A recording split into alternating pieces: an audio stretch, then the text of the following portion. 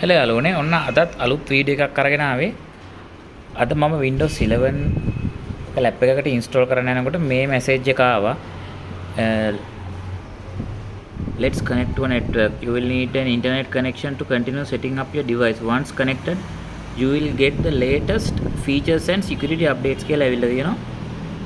මේක කියන්නේ Wi-Fi connect වෙන්න කියලා. දැන් මේක මෙතන next button එක අපිට ඔබන්න බෑ. මේ බලන්න next එක මේ ග්‍රේ වෙලා තියෙන්නේ. මේක ඔබන්න බෑ. මේක රීස්ටාර්ට් කරන්න බෑ.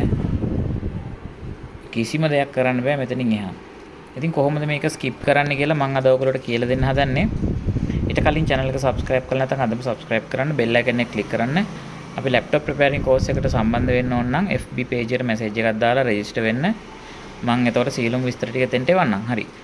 මේකට ඔයා කරන්න ඕනේ shift එකයි F10 එකයි press කරනවා. දැන් මෙහෙම shift එක F10 එකයි press කරනකොට press උනේ නැත්තම් මුත් ආවේ නැත්තම් task manager එක ඔයා shift එකයි Fn එකයි F10 එකයි press කරන්න. මට දැන් මෙතන press කරන්න දිගමදියන් ගිල්ල මම press කරනවා.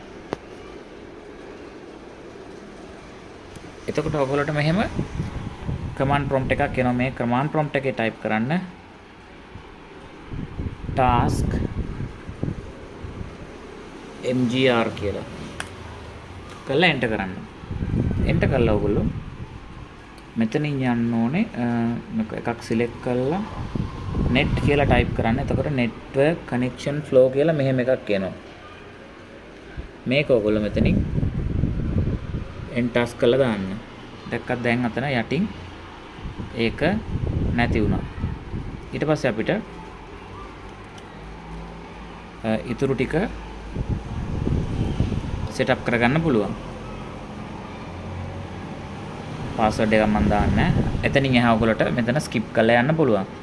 ඉතින් මොන හරි අද මේ වීඩියෝ එකේ මොන හරි ඔයගොල්ලෝ දැනගත්තා නම් like කරන්න, bell icon එක click කරන්න, subscribe කරන්න.